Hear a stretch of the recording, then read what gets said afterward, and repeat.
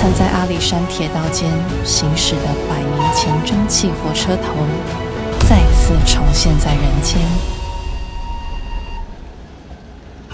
这是早期曾经使用在运送木材的蒸汽火车。1910年到1980年代，奔驰在阿里山临铁最早使用的是这台称为 Shay 式的齿轮式蒸汽机车头。气缸是蒸汽火车运用蒸汽产生动力的装置，垂直摆放在一侧，即使是车幅狭窄的蒸汽火车，也能获得强大的动力。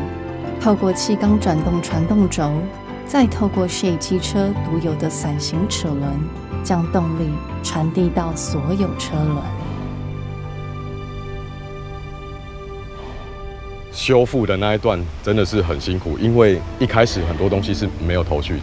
靠着我们自己所有同事的力量有参加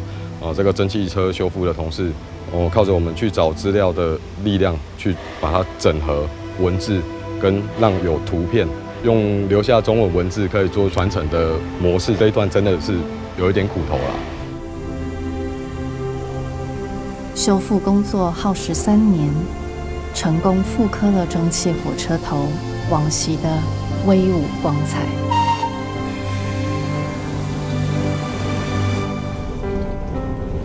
现在我们还可以看到这台蒸汽火车在路上开是非常珍贵的，很多外国人都会特别坐飞机来看我们这个蒸汽火车。欧亚澳只剩我们台湾有在动态运转嘛，这个时候你就会觉得自己很骄傲、很享受，因为我们还让它正在动。